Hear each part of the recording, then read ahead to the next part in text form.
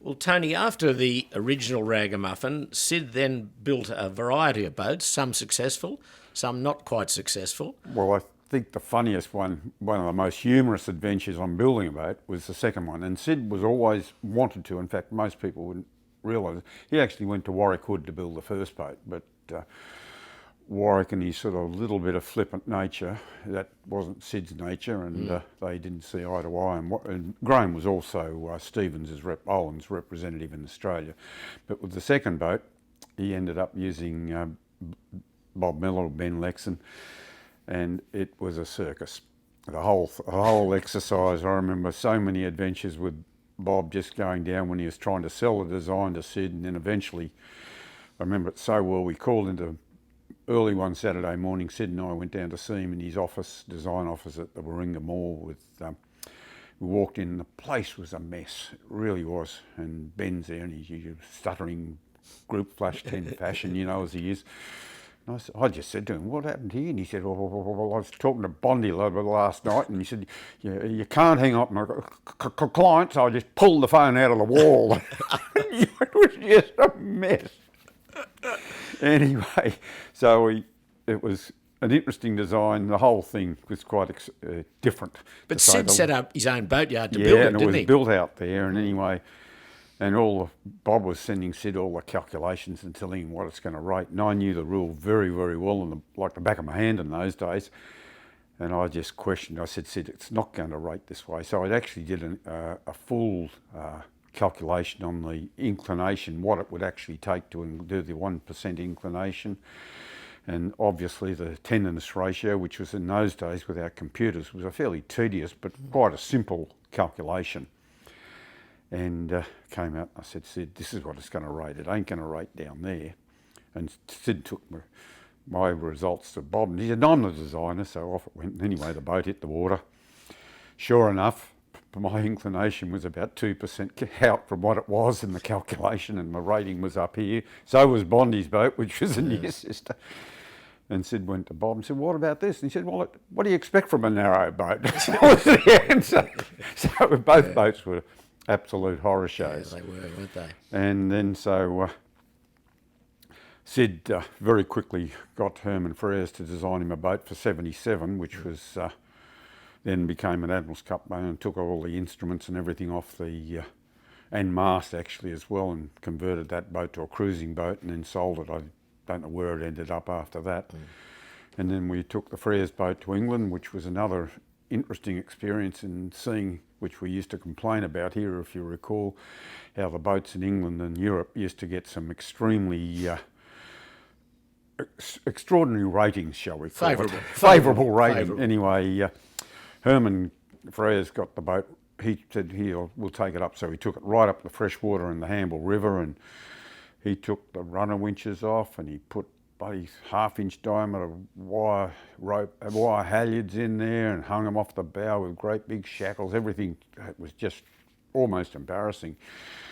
Anyway, we got back here, and I just said to Syd, "Better tell the new owner, if you sell the boat, not to re-rate it here," because it was just. But that's how they did it over there, Here it was always a fight against the measurer to anyone. If there was any doubt, it always went against the boat. While in Europe, it wasn't a case of.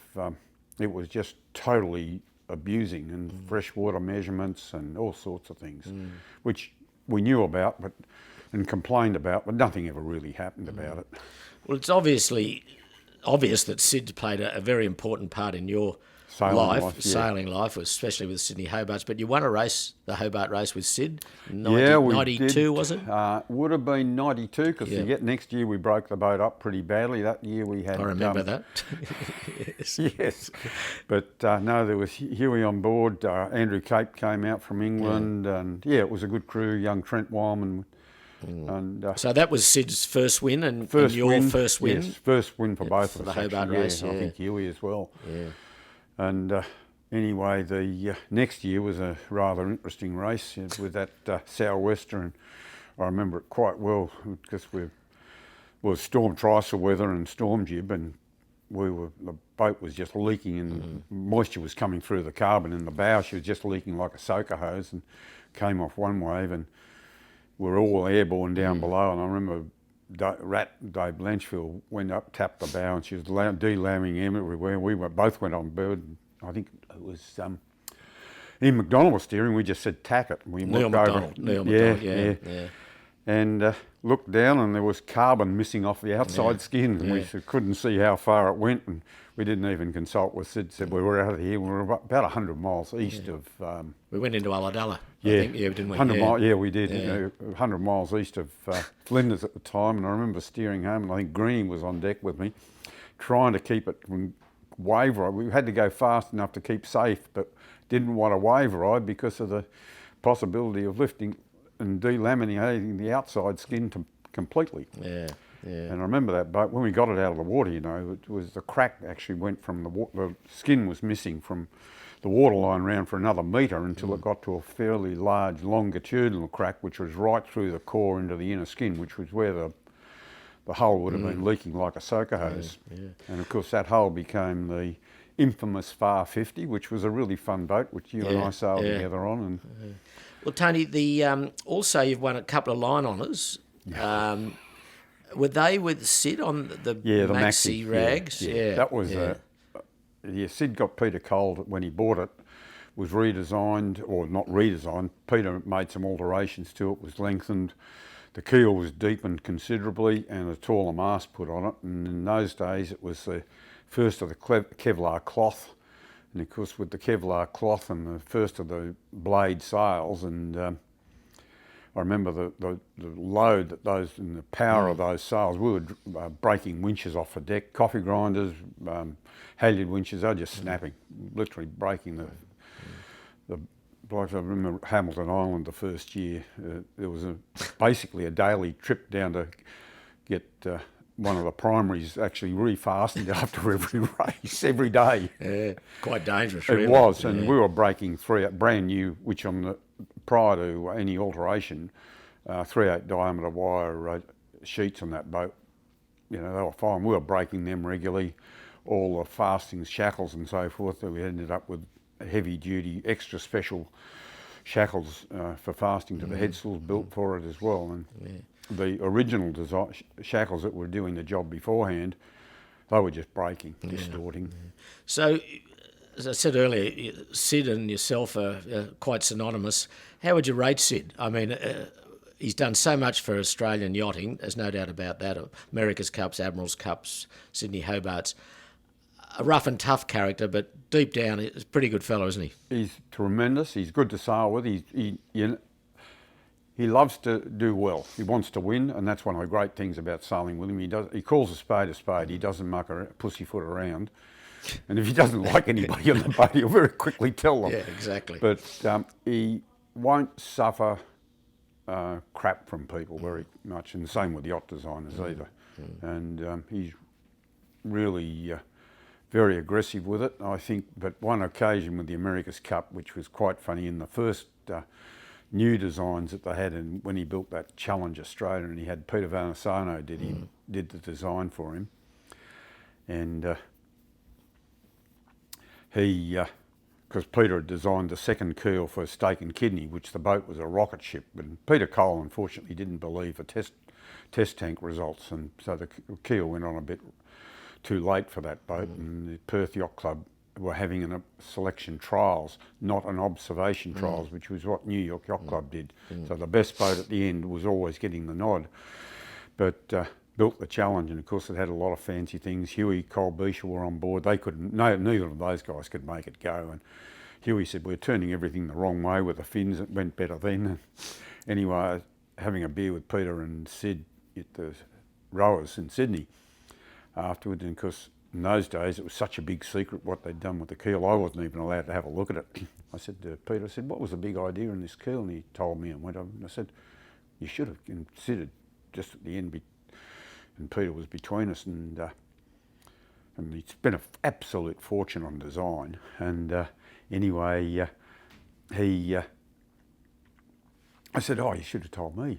I said, we played around with those ideas when I was a kid on VJs as well, and it didn't work then. And Syd just scolded his beer, and I never saw him do it before, but he just scolded because he must have spent an absolute fortune on design. He built those 33-footers, the Minax as they were, with movable rudders, keels, masts, the whole thing. And anyway, it was a bit of a horror show. And then on to that one, of course, they had the Will 2, which was another one of the wheel boats, which we did the 94, and that was then the deck on that went over to do the Admiral's Cup 97, and then we took the far boat to do the Gold Coast race, which I think was a really fast downwind race. We finished that race in about 30 hours. I think it was very, very quick. Were you on board that year? I think so, yeah. And blew out quite a few spinnaker on the way there, and fun ride. But over your 53 races, you've met some great characters and other skippers. Who else stands out for you? Oh, characters, God, there's so many. It's very, very hard to put there's been weird. Oh, I think one of the funniest ones with character, and it was unfortunately he drowned in Mossman Bay, but when Pinky on the Maxi, and that was very, very hard getting a crew in those days because no phone, no computers, and faxes were just starting, so it was all phone and trying to get the right people for the right position. It was just 25 people, rent a crowd. Anyway, Syd rang me and said, I've got this guy and I want him to come on board. It was Ian Pinkerton. I said, well, what the hell, you don't need him. He said, I need him, because Syd, he was working for some equity company and he was doing a deal. So a day or so later I said, well, is he coming? He said, yeah. I said, well, what's he going to do? He can cook. Syd said, that'll do. So he told him, cook. So off he went and told him he was getting to cook. So first thing Pinky did is go to the Providores in Avenue Road, Mossman, to get all the catering done. Well, Syd rang me a day or two later. He said, oh, Vasily, I've got a bloody restaurant. He goes to the most expensive place in Sydney to get the catering done. Anyway, and so Pinky rings me and said, I've got all this food, I've got to pick it up. I said, well, freeze it all. And I said, and then he said, what am I going to do? I said, get 3 polystyrene eskies, mark them day 1, day 2, 3, and take them all up, put the food in each one, and get some dry ice you can get at Manly Freezers. Okay, off we go. First day, it's not too bad. Second night, I was steering, actually.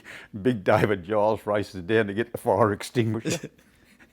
And I could see Syd in the bunk, and the leeward bunk in the Maxi there, we had a 3/4 kite or something.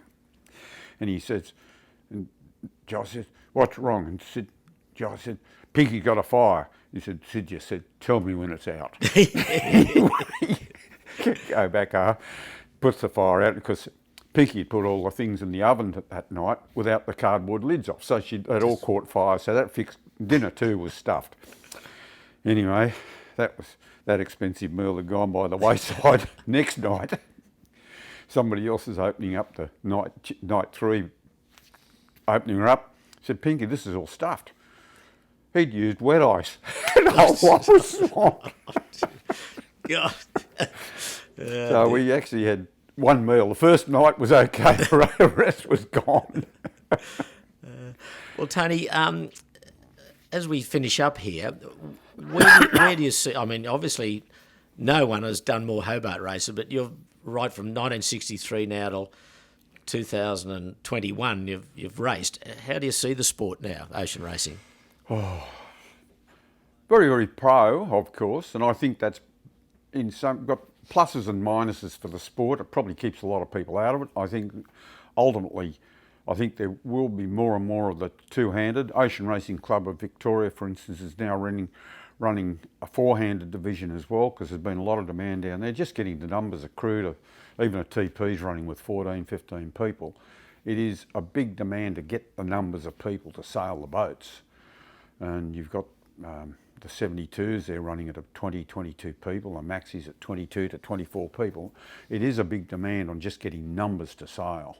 And there's so much option out there as well, and alternatives from one design racing to everything else. It is, and the professional bits, they're often doing circuits everywhere as well.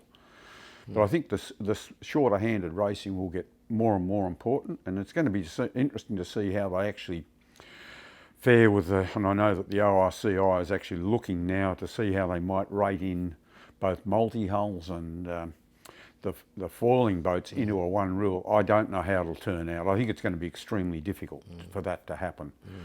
And I think with the boats themselves, and I've been pushing it here with the likes of, say, Arthur Salters, who was on the sailing committee. I think he might have pulled out of that now through work.